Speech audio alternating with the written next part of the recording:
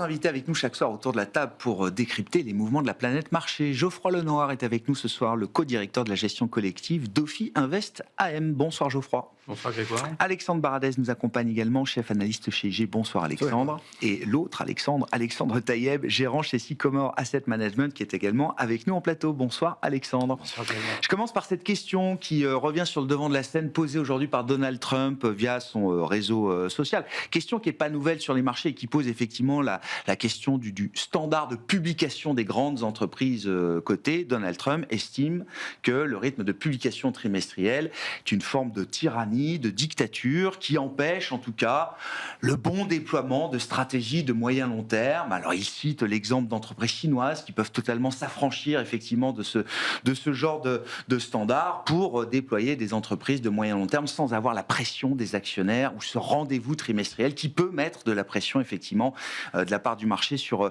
les cours de bourse. Le débat n'est pas nouveau, on en discutait d'ailleurs Alexandre juste avant l'émission. Vous me disiez peut-être qu'un Warren Buffett ou un Jamie Dimon dans ma mémoire ont eu ce genre de réflexion à un moment, il y a quelques années, dans un passé récent, en se posant ouvertement la question de savoir si c'était le bon rythme de publication tous les 3 mois pour permettre aux entreprises d'avancer et d'avoir des horizons de temps qui sont cohérents, j'allais dire, avec les stratégies de ces mêmes entreprises.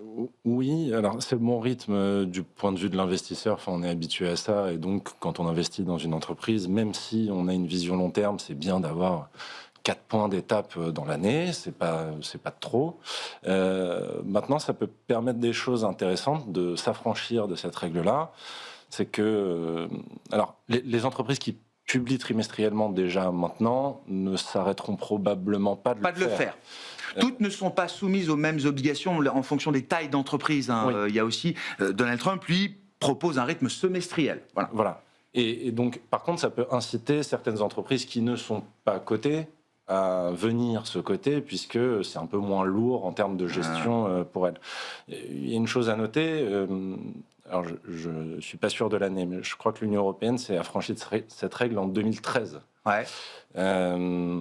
Et donc les entreprises continuent néanmoins de le faire, bien sûr. De publier trimestriellement. De petites entreprises peuvent se permettre, elles, j'imagine, de publier peut-être que des semestriels, par exemple. Exactement. Ah ouais. Donc finalement, pour les large caps, ça ne va pas enlever particulièrement de transparence. Et pour certaines, ça peut permettre un allègement en termes de gestion qui peut être intéressant pour elles. Donc bon, l'idée ne me déplaît pas complètement. Évidemment, l'argument contre, c'est plus d'opacité, moins de transparence. Mais encore une fois, je ne suis pas certain qu'il y ait une régression pour celles qui publient trimestriellement. Apple ou LVMH ne vont pas s'arrêter de publier des chiffres d'affaires et des résultats trimestriels. Je ne pense pas. Oui, c'est ça.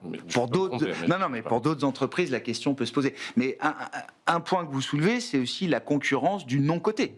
Oui. C'est-à-dire qu'il y a beaucoup d'entreprises aujourd'hui qui n'appartiennent pas au monde des marchés cotés et peut-être même de plus en plus d'entreprises qui ne sont pas cotées aujourd'hui. Tout à fait. Au moment où cette règle n'était pas encore en vigueur, donc fin des années 90, le nombre d'entreprises cotées était à peu près 2 fois celui qu'il est aujourd'hui aux États-Unis. Ouais. C'est assez logique pour un Donald Trump de prôner le fait qu'on supprime cette règle, puisque le but, c'est d'avoir un marché évidemment très porteur, avec de plus en plus d'entreprises qui s'y intéressent, et de ne pas être la dernière roue du carrosse. Une fois qu'on a bien fait nos profits sur le non-coté, elles font leur IPO avec des valorisations complètement mirobolantes. Donc l'idée pour moi n'est pas mauvaise. Est-ce que c'est une pression, cette pression du trimestriel, Geoffroy, qui empêche certaines entreprises de déployer des stratégies long terme pour leurs activités? Ça fait partie des points de critique ou des remarques qu'on peut avoir. En tout cas, c'est l'avis de Donald Trump. C'est que le temps passé à faire des reportings, on ne le passe pas à faire autre chose et à parler stratégie ou à être vraiment axé sur son business. Donc ça peut s'entendre. C'est vrai que je partage l'avis d'Alexandre sur le fait que ça ne serait pas forcément négatif pour les marchés. C'est vrai que c'est un peu moins de transparence. Bon, maintenant, tous les 6 mois, ça reste un rythme qui est correct. Alors, il me semble qu'au Royaume-Uni, c'est déjà le cas également. Il y a certaines sociétés qui communiquent simplement sur leur chiffre d'affaires et qui vont faire un reporting plus détaillé tous les 6 mois. Donc voilà, c'est une idée encore un petit peu nouvelle et pas forcément attendu de la part des marchés de la part de Donald Trump.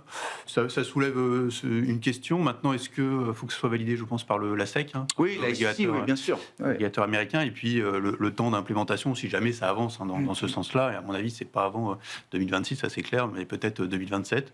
Donc pourquoi pas. Donc voilà, après, c'est un petit changement de pratique qui serait pas forcément négatif pour les marchés. Oui, j'allais dire, pour vous qui représentez la communauté des investisseurs, d'avoir peut-être un peu moins d'infos tous les 3 mois pour des rapports peut-être plus détaillés aussi à chaque semestre, ça modifie pas le métier en profondeur, j'ai envie de dire. Non, pas complètement. C'est vrai que tous les trimestres, on suit tous les résultats des sociétés. C'est vrai que ça occupe beaucoup les analystes. C'est quand même un travail assez long, si on suit du début à la fin. Sans compter les contacts entreprises qu'on entretient tout au long de l'année également. Donc c'est vrai que c'est beaucoup d'occupations, mais c'est important pour bien suivre l'avancée des sociétés. Et comme on l'a dit, peut-être que toutes les sociétés, si elles avaient cette flexibilité, ne le feraient pas, continueraient à publier sur un pas trimestriel. Donc ça ne va pas forcément changer complètement le métier d'analyste ou le métier des investisseurs, sociétés, d'investisseurs. De gestionnaires. Alexandre. Et les sociétés que ça intéresse de publier régulièrement, Nvidia, je pense que depuis 2-3 ans, si même que publier tous les mois leurs chiffres, ils auraient pu le faire. Imaginez qu'Nvidia nous dise on ne publiera qu'une fois par an désormais. Débrouillez-vous avec ça. Tout dépend effectivement du secteur dans lequel on est. Les entreprises que ça favorise effectivement de publier plus souvent. Après, le comparatif de Trump avec la Chine, c'est vrai que... C'est l'argument qui m'en a. Oui, alors déjà, il y a des boîtes chinoises qui construisent des stratégies sur 50-100 ans. Pourquoi pas, et qui ne sont pas soumis à cette pression du très court terme. Mais du coup, ce qu'on peut aussi peut-être penser qu'on met en manque de transparence, ça peut aussi pénaliser le marché.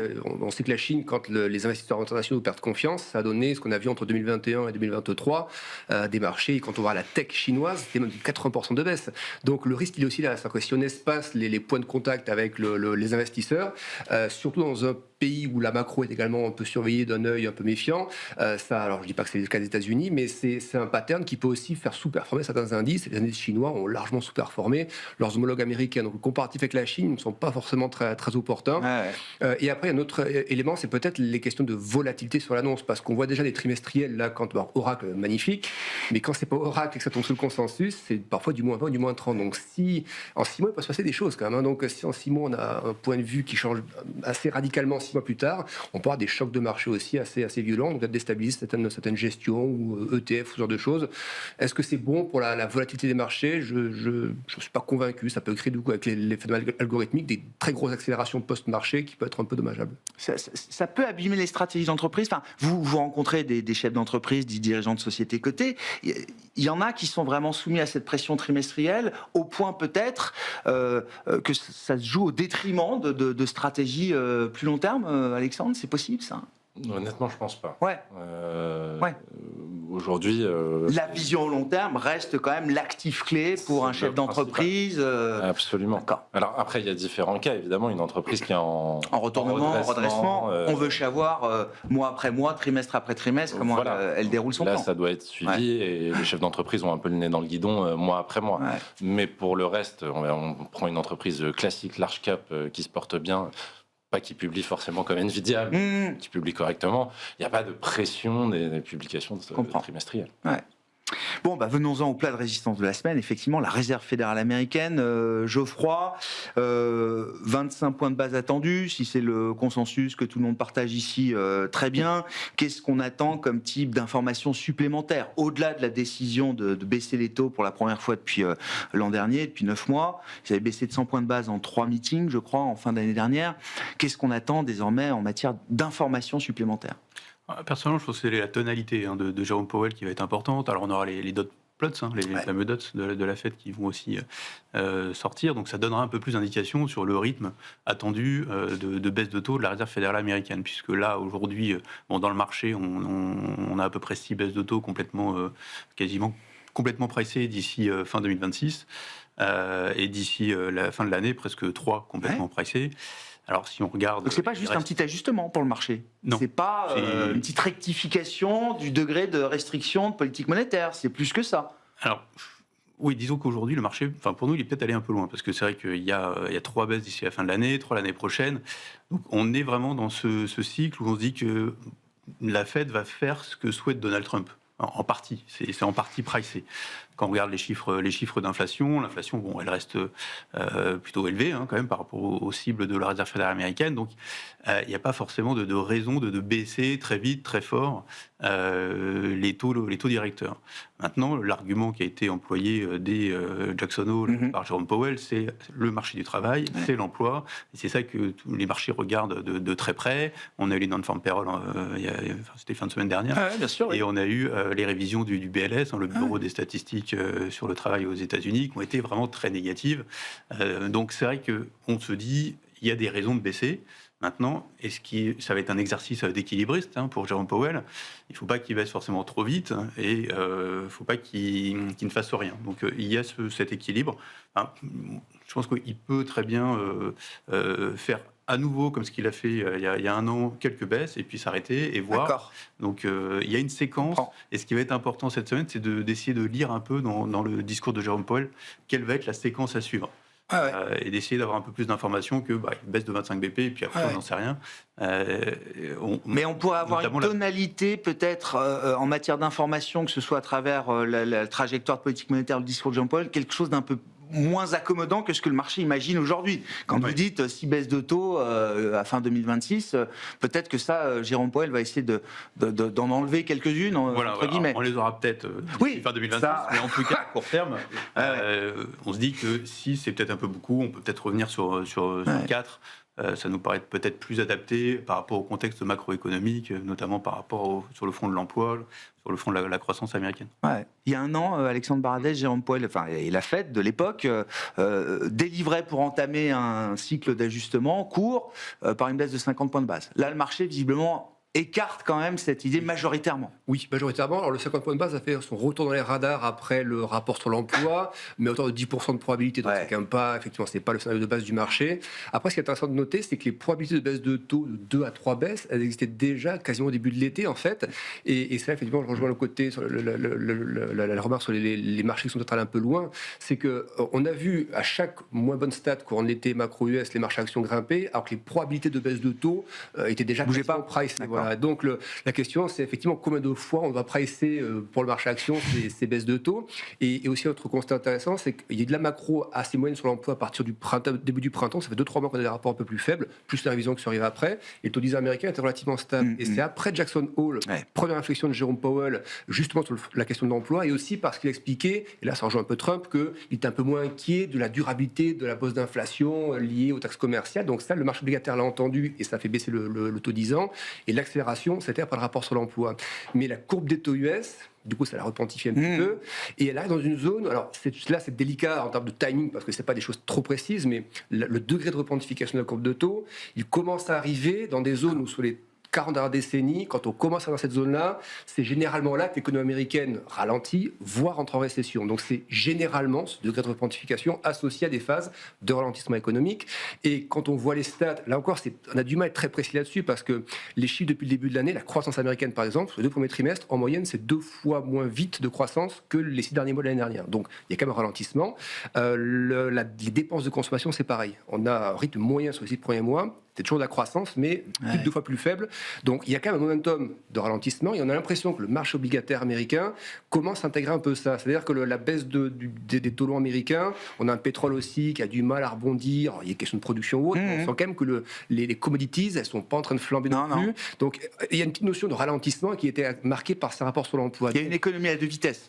Alors c'est un calcul qui a été fait par Bruno Cavalier chez Oddo BHF, mais alors je vous passe la décomposition, mais en gros, il dit il y a 13% de l'économie américaine qui va bien, voire très bien, tout ce qui est lié à la tech et au projet IA essentiellement, et le reste, 87% qui est en train un peu de flancher, voire qui est déjà peut-être pour certains secteurs en récession ou en contraction d'activité. C'est une question qu'on peut se poser, et même dans les études récentes, on voit que le salaire réel dans la partie la moins aisée de la population, vu que l'inflation, effectivement, CPI reste élevée, 3 américaines, les pressions de salaire aux États-Unis, c'est 3,7, 3,8 à peu près, en moyenne, avec une inflation à 3, votre salaire réel, il est à peine à... On n'est plus sur des gros gains de pouvoir d'achat. Et donc, il me semble semble que la fin d'année, la vraie question, c'est effectivement c'est la macro américaine. Donc les baisses de taux arrivent, mais l'autre partie à 3% d'inflation, ça va retenir la Fed dans ses envies d'aller peut-être trop vite. Ouais. Pourquoi est-ce que le marché anticipe que c'est pas juste un petit ajustement là qui nous attend et que c'est peut-être une série de baisses de taux, 6 baisses de taux, effectivement, on revient, j'imagine, dans une zone d'accommodation ou de soutien pour l'économie américaine. Qu'est-ce qui, j'allais dire, nourrit cette logique-là dans le marché? Alors, il y a beaucoup de choses qui ont été dites que je rejoins. Je pense que le marché a été un peu loin aussi, au moins pour la partie fin d'année. 3 baisses de taux, ça me paraît assez agressif.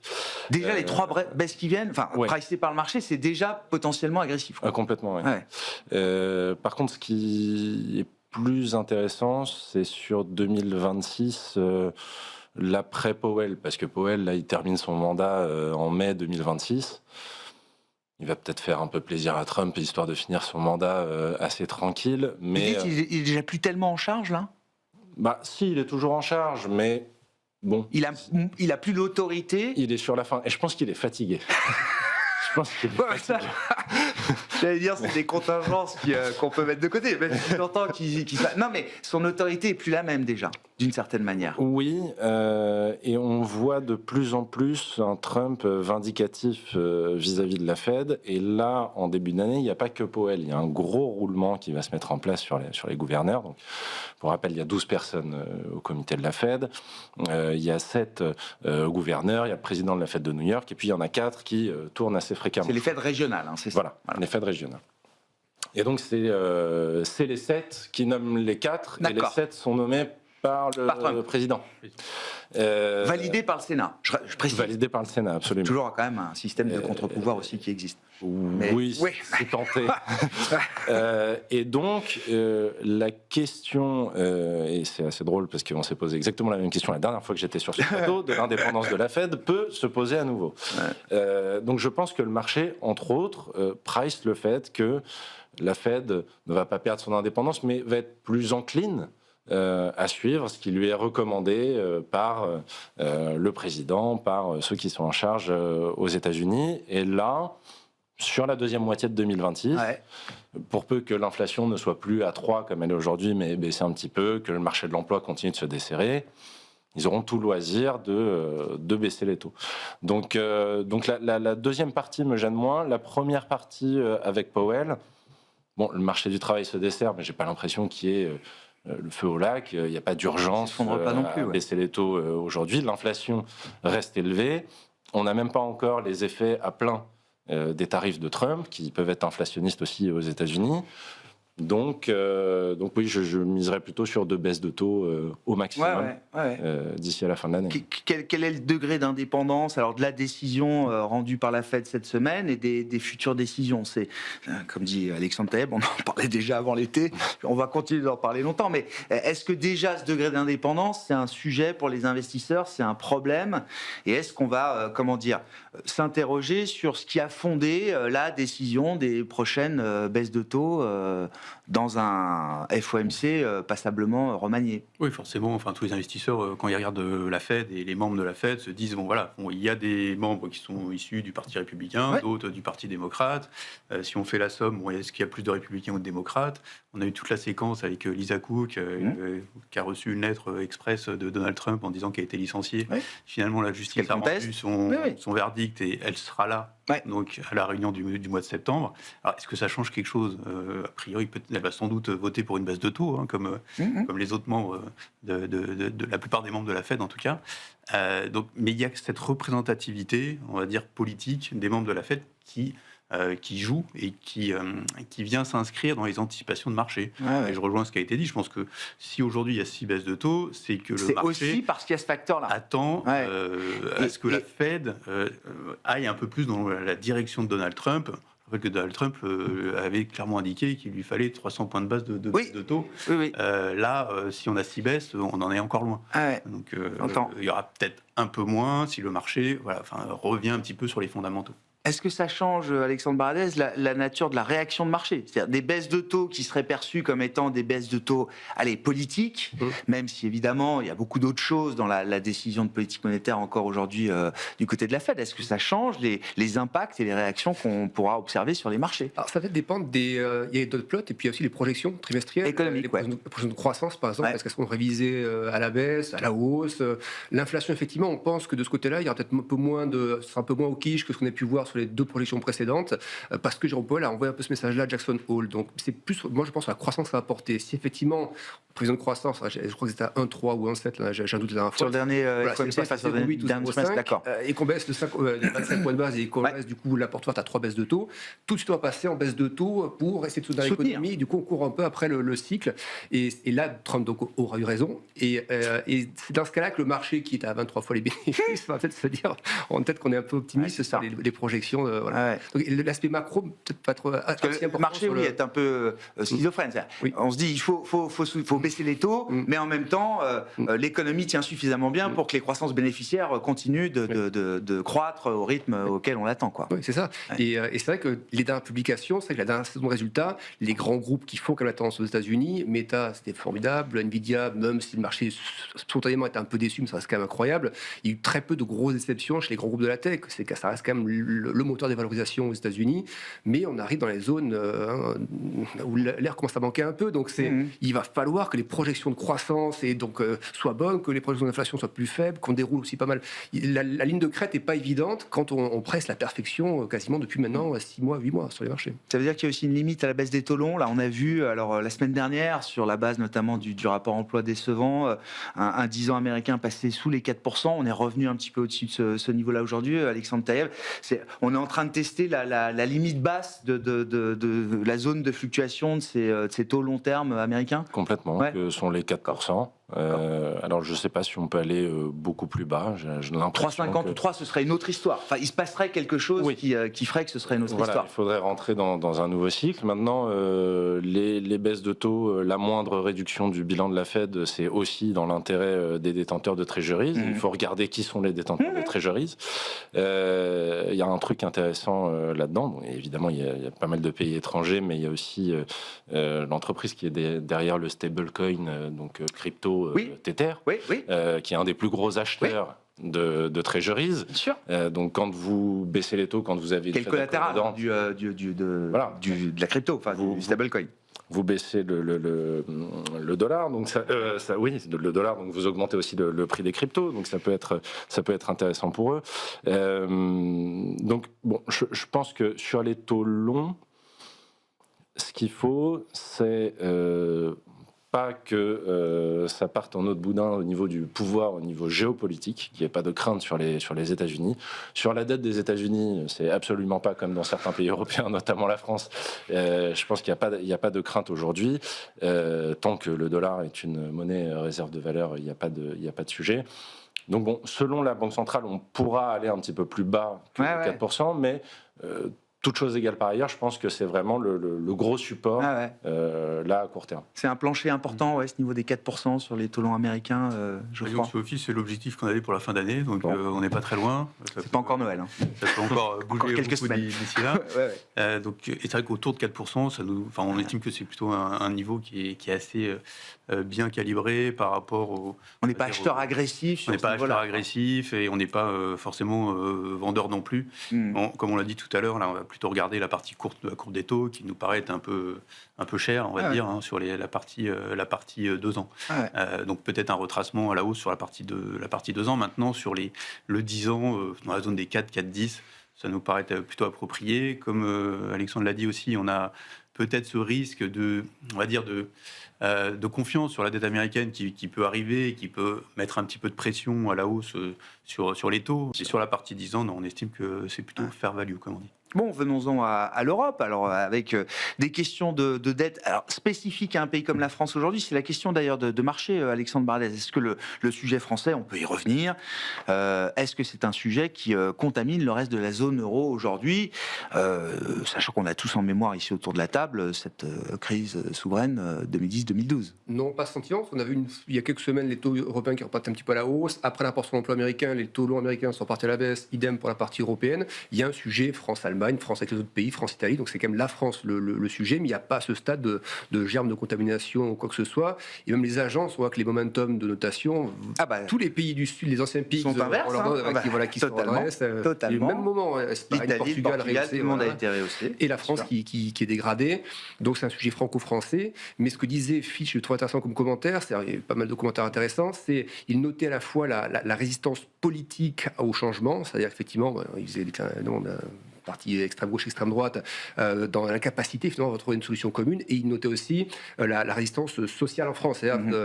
Et pour eux, et je pense que c'est pour l'observateur aussi, c'est-à-dire que l'incapacité, comme d'autres pays arrivent à trouver des consensus en Allemagne ou certains pays nordiques, nous, on n'arrive pas à trouver des consensus politiques dans l'intérêt général.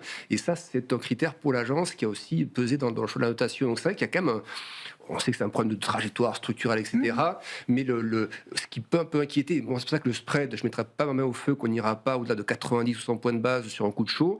Alors Christine Lagarde semblait assez tranquille, mais c'est un peu son rôle aussi quand on l'interrogeait à la Réunion, le marché obligataire souverain. D'autant qu'elle n'avait pas toujours tenu ce genre de propos au regard des spreads européens, elle a sans doute retenu la leçon de ce point de vue-là. Elle a quand même expliqué que le TPI était quand même un outil fonctionnel s'il y avait besoin, donc on garde quand même la main sur le seul instrument s'il y a besoin de le sortir. Mais oui, le sujet français, je ne vois pas, ou alors il faut vraiment un miracle cornu, c'est-à-dire une capacité phénoménale à rassembler, à éviter, mais sinon, à pas être censuré et à tenir une trajectoire correcte de réduction des déficits. Nous dit, comme beaucoup d'économistes l'avaient vu, c'est qu'on va rester à des 6% pendant encore moins.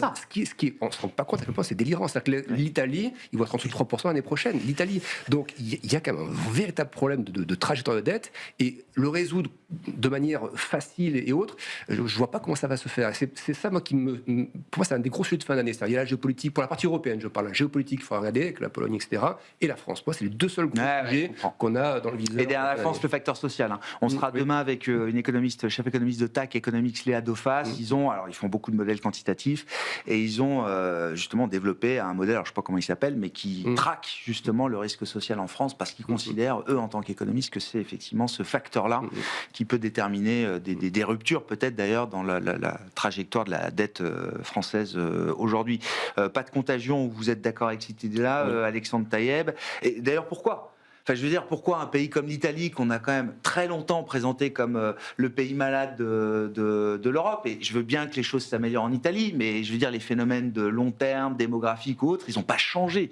C'est-à-dire que à moyen long terme, la situation italienne, c'est pas non plus redevenu une situation merveilleuse et enviable aujourd'hui. Non, mais c'est probablement que en France, on prend la situation entre plein de guillemets peut-être assez tôt, où on n'est pas au bord d'une non-solvabilité. On est allé moins loin que d'autres au bord du précipice. Quoi. Voilà, on arrive à écouler notre dette, et puis surtout, à chaque fois, la fonction de réaction est toujours la même, c'est-à-dire que tant que vous n'avez pas vos taux qui explosent à la hausse, il n'y a personne qui bouge. Ouais. Donc, je suis un économiste m'a dit, alors évidemment c'est inquiétant parce qu'il n'y a pas de consensus à l'Assemblée nationale pour réduire fortement ou correctement le déficit, mais le revers de la pièce, c'est qu'il n'y a pas non plus de majorité et de consensus pour augmenter encore plus le déficit. Voilà. Ceux qui veulent l'augmenter n'ont pas la majorité non plus pour le faire. Exactement. Donc, une forme de statu quo qui s'installe. L'immobilisme, on ne peut pas dire que le marché n'aime pas. Hein. Non. Ça lui va bien. Bon, là, on parlait de 6% de déficit. Effectivement, ça pose problème. Mais il y a une certaine stabilité qui, je pense, peut bien aller au marché.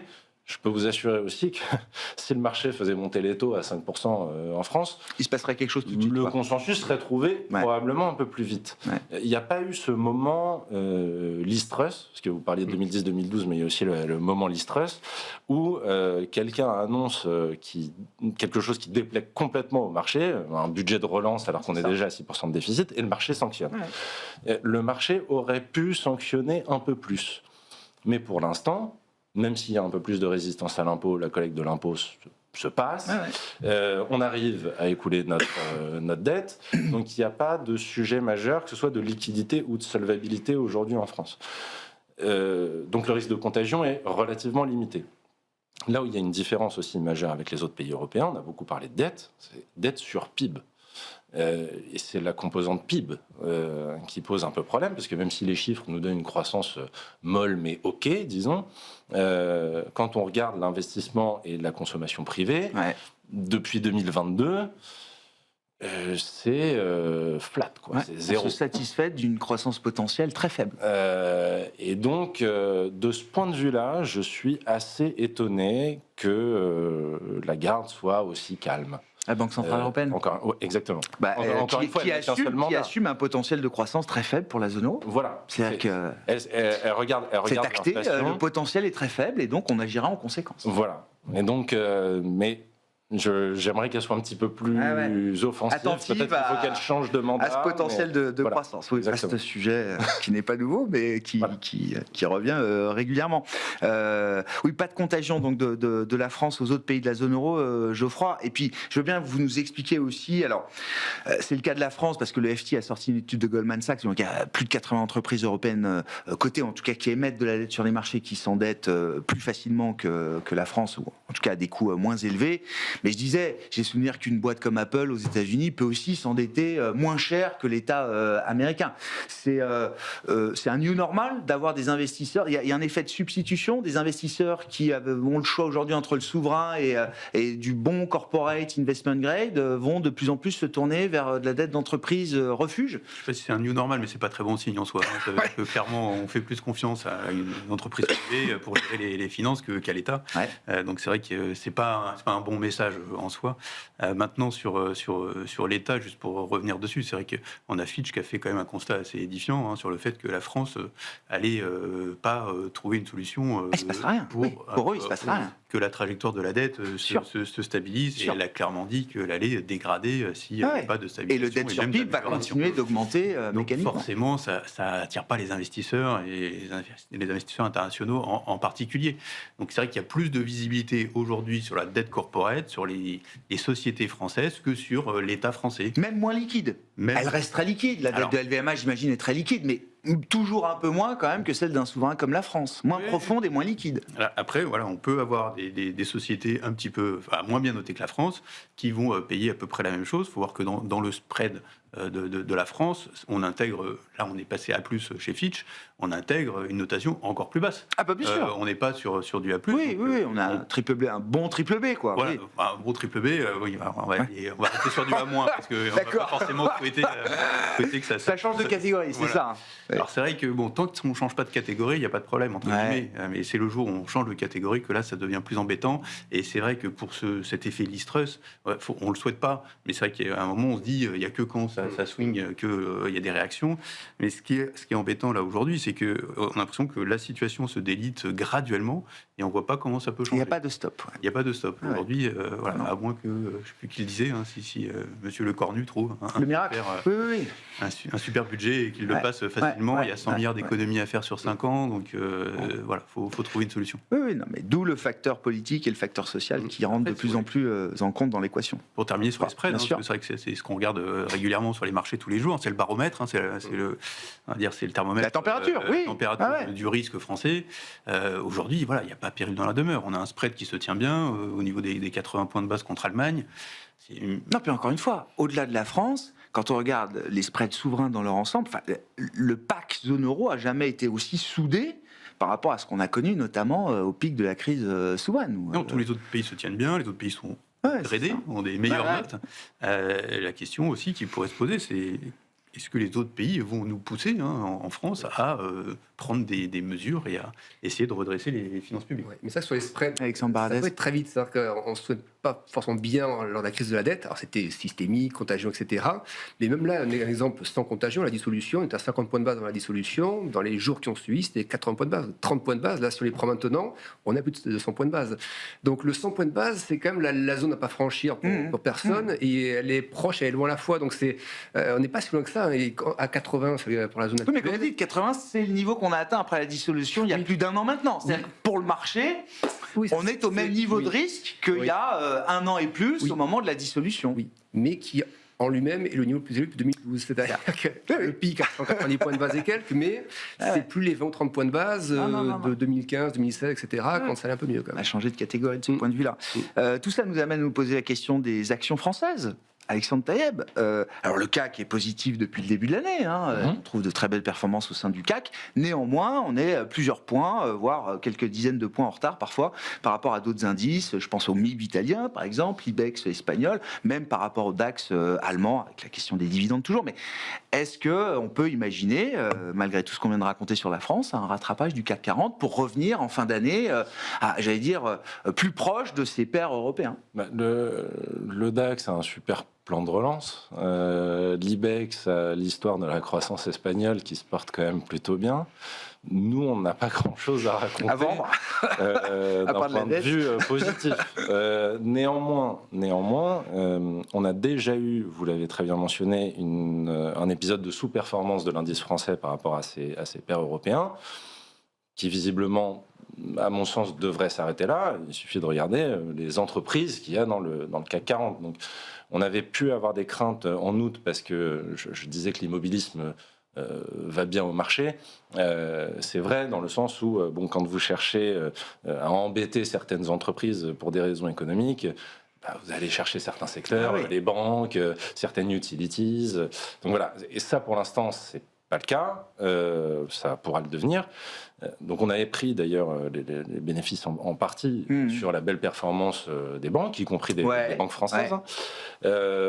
Sur un rattrapage du CAC 40, si on reste comme ça, admettons, si la question c'est jusqu'à la fin de l'année, oui, il peut tout à fait y avoir un rattrapage. Je veux dire, on en a parlé, certaines entreprises empruntent moins cher. Enfin, si elles produisent toujours de bons résultats, une bonne croissance, etc., il peut y avoir des flux qui reviennent sur le CAC 40. Et j'ajoute à ça qu'on est passé quand même d'une situation où on a été très bear. On est finalement dans le sentiment probablement sur le point bas. Il reste ceux qui ont voulu vendre ont vendu et ceux qui sont négatifs le sont depuis déjà un moment. Donc il reste Moody's et S&P, mais sans surprise, ils devraient dégrader la note. Le marché, je pense, s'y attend et la réaction devrait être assez faible. Et j'ajoute à ça que les entreprises françaises en particulier ont une moindre exposition aux tarifs de Trump que ces pairs européens. Donc ça aussi, ça peut être un positif. Donc il y a des petits éléments positifs qui peuvent faire que peut-être pas un rattrapage complet, mais au moins une résorption de la sous-performance récente de l'indice français. Oui, Alexandre Barlez, il y a des moteurs pour cette idée-là d'un rattrapage du CAC là, sur les derniers mois de cette année? Il y a la diversification qui est quand même là, le CAC 40 est quand même très diversifié. Après, il y a un secteur qui a beaucoup baissé et qui n'avait pas tant posé que ça sur l'indice, maintenant c'est le luxe. C'est vrai que la LVMH au niveau actuel, pour tout investisseur, sans pouvoir deviner ce qui va se passer à 3 mois, mais c'est quand même des niveaux moyens pour quand même être un peu sur le titre. Après, le seul élément, c'est la Chine, par exemple, depuis 2-3 mois, les stats macro sont régulièrement un peu en dessous des attentes. C'est-à-dire que la Chine, il y avait une phase qu'on est proposée dans l'émission en disant il faut revenir sur la tech chinoise, sur la Chine, parce que les multiples étaient tellement bas avec des bonnes rentables, donc il fallait y aller. Cette phase-là était, je pense, le premier volet consommé. Bien joué. La deuxième partie, c'est si la Chine a besoin de refaire un peu plus. Et là, c'est le domestique chinois, alors. Voilà, et on le voit, les pourcentages à l'importation, sur du plus 1,3, plus 1,4, ça ralentit un peu par rapport au mois précédent. Les ventes détail, c'est un peu en dessous du consensus. Ça fait deux publications, 2 mois d'affilée, qu'on a un peu ces chiffres-là. Les PMI, c'est toujours du 50, 51, 49, donc ça frise toujours avec le 50. Donc, mais par contre, je dirais que c'est peut-être ça le risque à mon avis, c'est que si la Chine retourne un petit peu, que le luxe qu'on pouvait penser un peu moins cher continue de racler un peu le fond. Et ça, c'est le premier argument. Et le deuxième argument, c'est moi, si vous voulez, je pense toujours que la partie US peut créer une surprise à un moment donné. C'est-à-dire qu'elles sont tellement chères, il suffit d'avoir un moins 10 sur l'aspect 500, vu le rallye de correction surprise, quoi. Oui, D'accord. Ce serait rien. Correction l'union syndicale, même 10-12%, vu le rallye, ce serait rien. Et dans ce cas-là, ce serait le test. Je pense que si effectivement le S&P fait moins 10 et le CAC fait moins 2, là, effectivement, il y a de l'appétit. On y va. Voilà. Je comprends. Si par contre, donc j'attendais quand même un peu de voir se dégonfler cette marche US pour avoir plus d'appétit pour le CAC 40 et de voir si en relatif il tient mieux. Geoffroy, pour conclure avec vous là sur la logique d'investissement, est-ce qu'on peut avoir un rattrapage des indices français, du CAC, et puis Europe versus US, est-ce que les actions européennes peuvent retrouver du momentum? Il y a eu un beau momentum sur le printemps. C'est vrai que ça fait quelques mois que les indices européens sont un peu flat, là aussi. Oui, alors il y a pas mal de choses. Sur les indices américains, c'est vrai qu'on estime que c'est un peu cher, hein, forcément, quand on regarde les multiples. Après, c'est vrai que les chiffres macro, on en a parlé. C'est vrai que le consommateur américain, bon, il a tendance un petit peu à freiner. Mais en soi, avec les baisses de taux de la Fed, on se dit que les marchés américains, il n'y a pas de péril dans la demeure. Ils peuvent avoir une correction peut-être de 10%, ce qui serait un peu souhaitable. Hein. Maintenant, aujourd'hui, c'est vrai qu'on se dit, ça serait bien qu'il y ait une respiration. Mais ce serait un point de rachat. Mais ça serait un point de toute chose égale par rachat. Et on dit que ça pourrait repartir au début d'année, premier semestre, qu'on aura peut-être un peu plus de visibilité, les tarifs seront derrière nous. Voilà. Donc sur les marchés américains, c'est vrai qu'on ne peut pas complètement sortir de ces marchés-là. En relatif par rapport à l'Europe, c'est vrai qu'on va avoir une préférence pour l'Europe d'un point de vue valorisation. Et même le CAC peut tirer son épingle du jeu, parce que c'est vrai que c'est un indicateur qui est bien diversifié. On n'a plus des grosses valeurs qui représentent 10% de l'indice. Donc c'est vrai que ça, c'est un atout. Le luxe peut rattraper. Donc c'est vrai qu'on a finalement un CAC aussi qui pourrait aussi surperformer l'Eurostoxx. Donc pourquoi pas? C'est pas forcément le scénario central. Il faut que les planètes soient alignées, on soit dans un mode assez positif quand même. Hein. C'est vrai que sur la baisse des marchés US, ça sera un signal. Un test. Mais c'est vrai que pour que on ait vraiment des investisseurs qui reviennent sur le CAC, il nous faudra un peu plus de visibilité, même si les valeurs françaises ne sont pas des valeurs qui sont dépendantes de l'économie française en majorité.